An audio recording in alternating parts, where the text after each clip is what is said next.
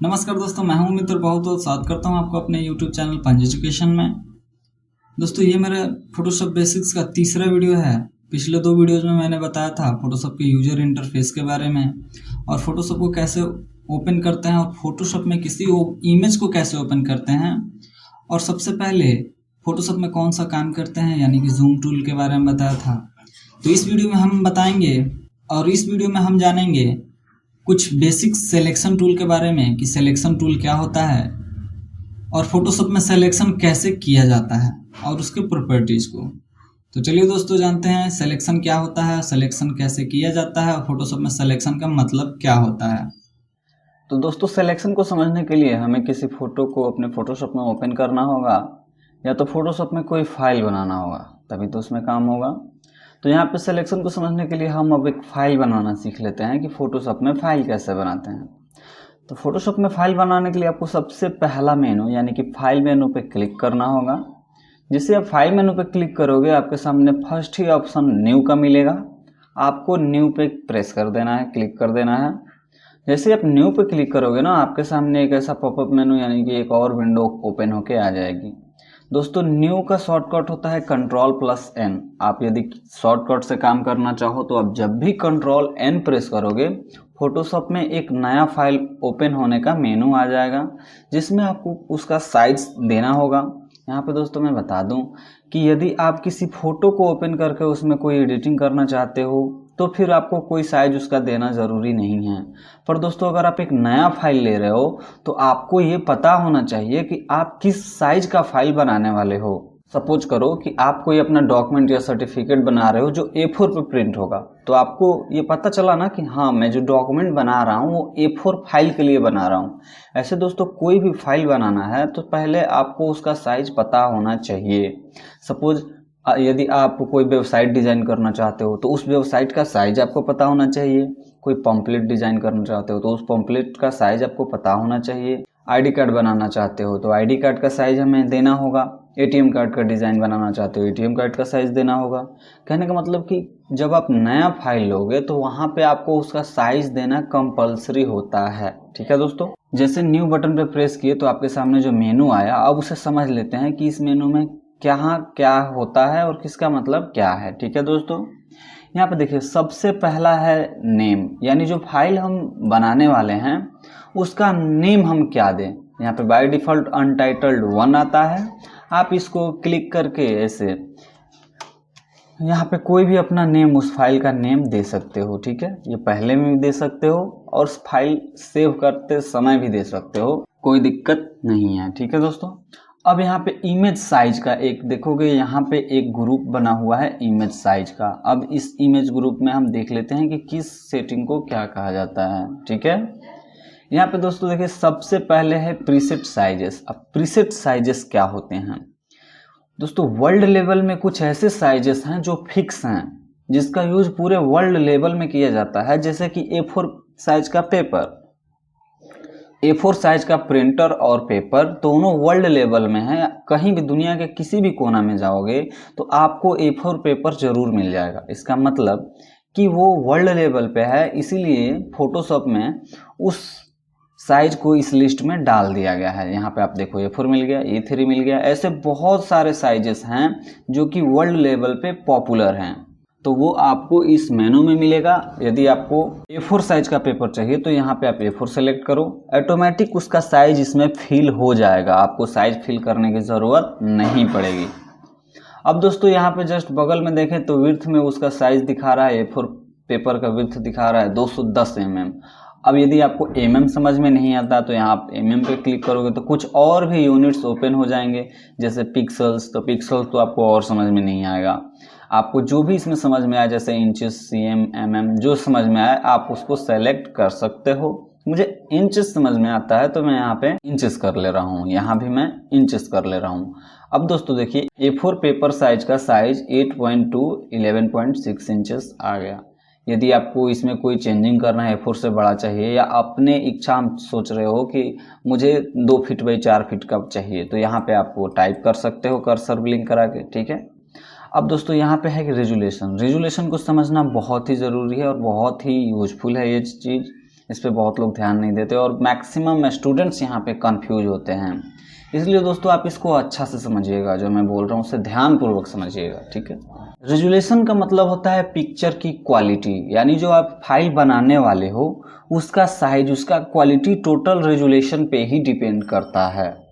यहाँ पे यदि आप A4 साइज का बना रहे हो पेपर, तो यहाँ पे आपको 300 बाय डिफ़ॉल्ट फोटोशॉप देता है, आपको 300 ही रखना है। 300 से बढ़ा सकते हो, 400 कर सकते हो, मगर 200 100 नहीं करना है आपको। उससे आपकी इमेज की क्वालिटी जो होगी वो डाउन हो जाएगी। करो कि आप पहले जो एंड्रॉयड फ़ोन्स आते थे या मल्टीमीडिया फ़ोन्स आते थे जिसमें कैमरा लगा होता था, उससे फ़ोटो कोई क्लिक करो, और आज जो मोबाइल आया है एप्पल का, रियलमी का, इन सारे मोबाइल से फ़ोटो खींचो। दोनों फ़ोटो में जो क्वालिटी है वो बेटर किनका होगा? आज का जो मोबाइल हमारा लॉन्च हुआ है उन सारे का। यही होता है रेजुलेशन, क्वालिटी। उसका रेजुलेशन क्या होता है? हाई होता है, इस वजह से उसका जो इमेज होता है वो एकदम साफ आता है, एकदम कितना हो जूम करो एकदम अच्छा आता है। जब जो पहले के सेल फोन थे तो उसमें जो पिक्चर हम क्लिक करते थे उसका रेजुलेशन कम होता था, इसलिए उसे जूम करते वो फट जाता था। तो रेजुलेशन मायने रखता है, रेजुलेशन को हम आगे समझ ले रहे हैं। फिलहाल आप इतना समझिए कि जब हम A4 पेपर या A4 से थोड़ा सा अधिक जाएं, जैसे कि A3 जाएं, लेटर, लीगल, ये सब आपको अगर बनाना है तो आप रेजुलेशन 300 रखोगे, कम से कम 300 रखोगे। आप बढ़ा भी सकते हो, 400 कर सकते हो, 500 कर सकते हो, मगर 300 से कम नहीं रखना है दोस्तों, ठीक है। और यदि आपका फाइल साइज बड़ा है, जैसे कि 5 फीट, 4 फीट, 3 फीट में जा रहे हो, 10 फीट में जा रहे हो, 20 फीट में जा रहे हो, तो वहाँ पे आपको रेजुलेशन हमेशा 72 ही रखना है। आई बात समझ में दोस्तों? यदि आप 2 फीट से ऊपर जा रहे हो तो रेजुलेशन कम होगा, यानी 72 होगा। 2 फीट से नीचे आ रहे हो, A4 में आ रहे हो, A3 में आ रहे हो, तो आपका रेजुलेशन 300 होगा। अब यहाँ पे मोड में बाय डिफ़ॉल्ट आपको RGB रहता है, यहाँ पे RGB रखना है आपको, और यहाँ पे वाइट पे रख के ओके प्रेस कर देना है। जैसे ही आप ओके प्रेस करोगे, यहाँ पे एक फाइल बन के आ जाएगा। इसमें दोस्तों अब आप आसानी से कोई भी काम करो। अब दोस्तों रेजुलेशन समझ लेते हैं, उसका लाइव समझ लेते हैं कि रेजुलेशन का मतलब क्या था, पिक्चर क्वालिटी क्या थी, ठीक है दोस्तों। यहाँ पे रेजुलेशन को समझने के लिए मैं एक इमेज कोई भी ओपन कर ले रहा हूँ। यहाँ पे मैंने एक इमेज ओपन किया है। अब हमें समझना है रेजुलेशन क्या है दोस्तों। तो रेजुलेशन को समझने के लिए किसी भी इमेज को आप उसके एंड लेवल तक जूम कीजिए। मैं यहाँ पे इस इमेज को मैक्सिमम लेवल तक जूम करता हूँ। यहाँ पे आप देखो तो इस इमेज को जब मैंने मैक्सिमम लेवल तक जूम किया तो यहाँ पे आपको छोटे छोटे बॉक्सेस दिख रहे होंगे। ये छोटे छोटे बॉक्सेस दिख रहा है, ये छोटे छोटे बॉक्स, यही सारा बॉक्स पिक्सल्स होता है, और इन्हीं पिक्सल्स को DPI में वहाँ पे वो मेजर पूछ रहा था। ये छोटे छोटे पिक्सल्स, फोटोशॉप में आप कोई भी इमेज ओपन करो वो इमेज इन छोटे छोटे पिक्सल से मिलके ही बना होगा। तो जब हम यहाँ पे Ctrl+N प्रेस कर रहे थे तो हमारे पास जो मेनू आ रहा था, यहाँ पे जो पिक्सल्स पूछ रहा था वो आपसे यही पूछ रहा था कि आपको 1 इंच में कितना पिक्सल चाहिए। यदि आप 1 इंच में 300 पिक्सल रखते हो, इसका मतलब कि आपके 1 इंच में 300 पिक्सल होगा तो पिक्चर की क्वालिटी अच्छी होगी। 1 इंच में यहाँ पे अगर 100 रखते हो तो यानी 1 इंच में 100 पिक्सल होगा, यानी वो पिक्सल बड़ा बड़ा होगा तो उसकी क्वालिटी कम होगी।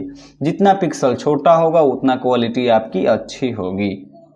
ठीक है दोस्तों, उम्मीद करता हूँ कि अब आपको रेजुलेशन समझ में आ गया होगा। ठीक है, अगर फिर भी कभी कोई कन्फ्यूजन है तो आप कमेंट जरूर करना, मैं उसके फिर से समझाऊंगा। ठीक है, कैंसिल कर देते हैं, इसको हम मिनिमाइज कर लेते हैं। अब समझते हैं हम इस वीडियो में सिलेक्शन को। तो सिलेक्शन करने के लिए तो बहुत सारे टूल है। आज सबसे पहला सिलेक्शन मार्क्यू सिलेक्शन को हम पढ़ेंगे, जो फोटोशॉप के टूल का सबसे पहला टूल है। मार्क्यू टूल टोटल 4 प्रकार का होता है, जिसमें सबसे पहले हम रेक्टेंगल मार्क्यू टूल को पढ़ेंगे। रेक्टेंगल मार्क्यू टूल क्या होता है? यहाँ पे मार्क्यू टूल लाने का शॉर्ट की होता है M। आप या तो अपने टूल बार में यहाँ पे क्लिक कर दो, अदरवाइज आपको अगर शॉर्ट की चाहिए तो M प्रेस करो, आपका मार्क्यू टूल इनेबल हो जाएगा। दोस्तों, अगर आपको शॉर्ट की याद करने में प्रॉब्लम हो रहा है तो कोई बात नहीं, आप उसे नोट डाउन कर लो और आप मैनुअली काम करो। शॉर्टकट आपको काम करते करते याद हो ही जाएगा, कोई दिक्कत नहीं है इसमें। फोटोशॉप में कोई भी काम करने के लिए शॉर्ट की बनाया है तो उसे आप मैनुअली कर्सर के द्वारा भी कर सकते हो। ठीक है, यहाँ पे आप मार्क्यू टूल लोगे और उसके बाद ऐसे क्लिक करके लेफ्ट बटन के साथ आप क्लिक करोगे, आपका सिलेक्शन हो जाएगा। हो गया। सिलेक्शन का पहचान होता है, ये जो आप लाइन देख रहे हो चारों ओर जो मार्क्यू करते हुए लाइन आ रहा है, यही पहचान होता है सिलेक्शन का। इस फोटो में जब भी देखोगे कि ऐसा आपको कहीं भी नज़र आ जाए, इसका मतलब कि हमने कोई सिलेक्शन करके रखा है। यदि हम ये सिंपल भाषा में बोलें, इस पूरे डॉक्यूमेंट का एक्टिव हिस्सा केवल जितना सिलेक्शन किए हैं वही है। इसमें हम कोई भी बदलाव करें तो इसी सिलेक्शन के अंदर ही बदलाव होगा, सिलेक्शन के बाहर कोई बदलाव नहीं होगा। तो ये होता है फोटोशॉप में सिलेक्शन। अब सिलेक्शन बनाना सीखते हैं, ठीक है। इसके प्रॉपर्टीज को देखिए। सबसे पहले यहाँ पे है न्यू सिलेक्शन में, या जब भी हम कोई सिलेक्शन बनाना होगा सेलेक्ट बनाएंगे, और कहीं दूसरे सिलेक्शन हमें अगर बनाने की ज़रूरत पड़ी, जैसे पहला सिलेक्शन बन गया, दूसरा सिलेक्शन यदि हम बनाना चाहें तो पहला वाला सिलेक्शन ऑटोमेटिक हट जाएगा। ये है न्यू सिलेक्शन में, चूँकि हम किस ऑप्शन में है, न्यू में।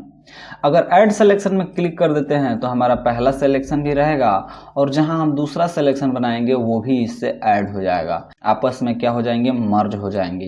ये होता है ऐड टू सिलेक्शन। यदि यहाँ भी बनाए तो ये और ये दोनों सेलेक्ट है, और इन दोनों को हम आपस में अगर जोड़ देते तो ये दोनों आपस में मर्ज भी हो जाएंगे, ठीक है। थर्ड प्रॉपर्टीज को समझते हैं, यानी सबस्ट्रैक्ट फ्रॉम सिलेक्शन। यानी सबस्ट्रैक्ट फ्रॉम सिलेक्शन पे अब जब जाएंगे तो हमने अगर अधिक सिलेक्शन कर लिया है तो हम अपने सिलेक्शन को घटा भी सकते हैं। सब्ट्रैक्ट मतलब होता है घटाना, ऐड मतलब होता है जोड़ना, ठीक है। ऐसे घटा सकते हैं अपने सिलेक्शन से, जो जब ज़्यादा सिलेक्शन किए हैं तो ऐसे हटा भी सकते हैं, ठीक है दोस्तों।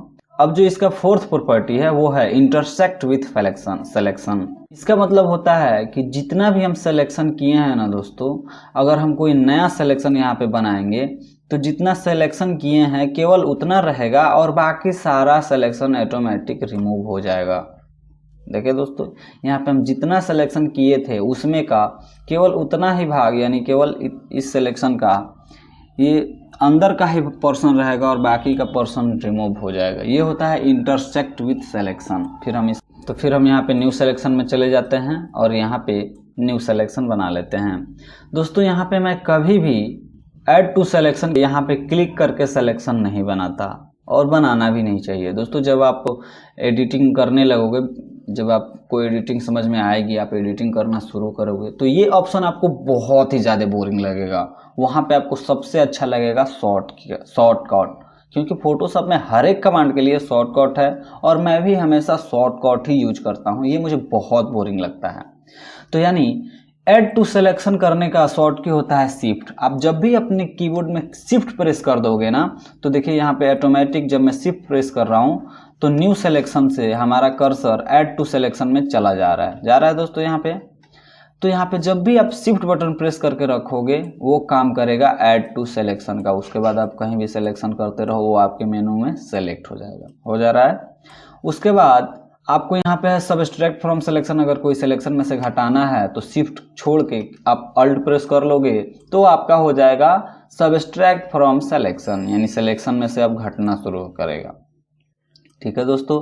और अल्ट और शिफ्ट दोनों प्रेस कर दोगे तो वो आपका इसका चौथा प्रॉपर्टी यानी इंटरसेक्ट विथ सिलेक्शन में चला जाएगा। आई बात समझ में दोस्तों? तो ये होता है सिलेक्शन मार्क्यू टूल। अब यदि इस सिलेक्शन में आपको कोई कलर फिल करना है तो आपको अपने कीबोर्ड में प्रेस करना होगा कंट्रोल प्लस बैक स्पेस।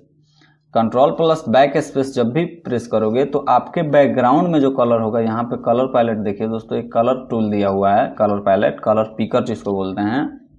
यहाँ पे ऊपर वाले को फोरग्राउंड कलर और नीचे वाले को बैकग्राउंड कलर कहा जाता है। यदि आप बैकग्राउंड कलर पे कोई कलर सेट करना चाहते हो तो बैकग्राउंड कलर पे क्लिक करोगे तो आपके सामने ऐसा एक कलर पिकर आ जाएगा जिसमें आपको कोई भी कलर देना होता है। जिसमें अभी मेरा कर्सर इस कॉर्नर पे है यानी कि वाइट पे है, इसके सबसे नीचे ब्लैक होता है, इधर भी ब्लैक होता है और बीच में सारे कलर, दुनिया के जितने भी कलर हैं आपको इसमें मिल जाते हैं, ठीक है। यहाँ आपको जो भी कलर चाहिए वो कलर आप यहाँ से ले सकते हो। तो मैं यहाँ पे रेड लेता हूँ तो रेड यहाँ सबसे कॉर्नर पे आपको प्रेस करना है। बहुत सारे लोग क्या करते हैं कि ये यहाँ पे इसका पॉइंट जो होता है इसी कॉर्नर पे होता है और यहाँ पे इस कलर को लाते हैं, वो समझते हैं कि हाँ हमारा गुलाबी कलर लाना है, अगर पिंक कलर तो पिंक आ गया, ओके प्रेस कर देते हैं। ऐसा नहीं है। इस स्पीकर को, यहाँ पे जो स्पीकर देख रहे हो, इस स्पीकर को आपको फिर सेलेक्ट करना होगा। इसको सेलेक्ट करने के बाद तब आप ओपन करोगे तो यहाँ पे देखिए दोस्तों आपका जो है वो रेड कलर बैकग्राउंड में फिल हो गया। तो बैकग्राउंड कलर फिल करने के लिए आपको प्रेस करना होगा कंट्रोल बैक स्पेस। जब भी आप कंट्रोल बैक स्पेस प्रेस करोगे तो आपने जितना भी सिलेक्शन करके रखा है उसके अंदर बैकग्राउंड कलर फिल हो जाएगा। ठीक है दोस्तों, जब आप alt plus backspace enter करोगे तो आपका जो फोरग्राउंड कलर होगा वो फिल हो जाएगा। कंट्रोल बैक स्पेस के साथ बैकग्राउंड फिल होता है और अल्ट बैक स्पेस के साथ फोरग्राउंड कलर फिल होता है। और यदि आप दोनों कंट्रोल और अल्ट दोनों प्रेस कर दोगे उसके बाद बैक स्पेस प्रेस करोगे तो जो भी वहाँ पे चेंजिंग हुआ था वो ऑटोमेटिकली रिमूव हो जाएगा, यानी वहाँ पे कोई भी कलर फिल नहीं होगा। दोस्तों आप जो भी वीडियो देखिएगा उसमें आपको बताया जाता है कंट्रोल प्लस बैक स्पेस से बैकग्राउंड फिल होता है और अल्ट प्लस बैक स्पेस से फोरग्राउंड फिल होता है, मगर आज तक दोस्तों आपको कोई ये नहीं बताया होगा कि कंट्रोल और अल्ट दोनों प्रेस करके बैक स्पेस फिल करने से क्या होता है। तो कंट्रोल अल्ट और बैक स्पेस जब आप प्रेस करोगे तो आपने जो भी फिल किया होगा, जो भी कलर फिल किया होगा वो पहले की स्थिति में वापस लौट आता है। जो भी कलर आप फिल किए होंगे वो ऑटोमेटिकली रिमूव हो जाता है। तो दोस्तों आज हमने समझा मार्क्यू टूल के सिलेक्शन के बारे में और उसके 4 प्रॉपर्टीज के बारे में। इसका जो नेक्स्ट प्रॉपर्टी होता है फीदर, उसको हम आने वाले वीडियोज में समझेंगे। इस वीडियो में बस इतना ही। आप केवल सिलेक्शन बना के अपना प्रैक्टिकल कर सकते हैं। सिलेक्शन बना के ऐसे बहुत सारे सिलेक्शन के साथ सिलेक्शन बना के कोई कलर फिल करके कोई ड्राइंग तैयार कर सकते हैं। दोस्तों मैं एक और चीज़ बताना भूल गया कि रेक्टेंगल मार्क्यू टूल से हम रेक्टेंगल शेप में भी शेप बनाते हैं और स्क्वायर में भी बनाते हैं। जैसे मान लीजिए कि हमको अगर रेक्टेंगल चाहिए तो ऐसे ड्रैग करेंगे तो रेक्टेंगल तो बन गया, बैक स्पेस फिल किए या डिलीट बटन प्रेस किए तो कलर फिल हो गया। अब हमको स्क्वायर बनाना था तो स्क्वायर कैसे बनेगा? तो स्क्वायर सिलेक्शन करने के लिए जब भी आप सिलेक्शन करो तो आप शिफ्ट प्रेस कर दो। जब आप शिफ्ट प्रेस कर दोगे ना दोस्तों तो वो हमेशा जो सिलेक्शन बनेगा वो ऑलवेज स्क्वायर में ही बनेगा। जब भी सिलेक्शन अगर आप शिफ्ट प्रेस कर दोगे अपने कीबोर्ड से सिलेक्शन करते समय तो जब भी सिलेक्शन बनेगा वो आपको स्क्वायर में ही बनेगा। ठीक इसी प्रकार से इसका सेकंड टूल होता है इलिप्टिकल मार्क्यू टूल। इलिप्टिकल से हमेशा, मैं इन सारे को रिमूव पहले कर दे रहा हूं। इलिप्टिकल मार्क्यू टूल अब जैसे रेक्टेंगल से रेक्टेंगल बनता था तो इलिप्टिकल से या तो इलिप्स बनेगा और नहीं तो सर्कल बनेगा। इलिप्स आसान है बनाना, ये इलिप्स यानी कि अंडाकार हो गया। इसमें आप कोई कलर फिल कर लो, ब्लैक कलर ब्लैक फिल हो गया। अब अगर आपको पूरे स्क्वायर यानी कि सर्कल चाहिए तो सेम रूल, आप शिफ्ट बटन जब सिलेक्शन कर रहे हो तो शिफ्ट बटन प्रेस कर दोगे तो आपका सिलेक्शन यानी कि सर्कल में सिलेक्शन होगा, एकदम राउंड सिलेक्शन होगा। ठीक है दोस्तों, अभी सिलेक्शन करने के बाद शिफ्ट नहीं, पहले ही शिफ्ट प्रेस कर दो। सिलेक्शन करने के पहले शिफ्ट कर दो और क्लिक करो तो आपका हमेशा स्क्वायर में ही आएगा। ठीक है दोस्तों, तो आज के वीडियो में बस इतना ही। आप सिलेक्शन करके ट्राई करो कि आपसे हो रहा है या नहीं हो रहा है। पक्का होगा, बिल्कुल होगा। यदि आप इस वीडियो को अच्छे से देखो हो तो बिल्कुल होगा। तो मिलते हैं अब अगले वीडियो में और जानते हैं इसके अगले प्रॉपर्टीज या अगले सिलेक्शन को। दोस्तों वीडियो समझने में अगर कोई भी प्रॉब्लम आई हो तो प्लीज़ आप कमेंट कीजिएगा जिससे मैं अपने आप को अपडेट कर पाऊँ। तो वीडियो देखने के लिए बहुत बहुत धन्यवाद दोस्तों।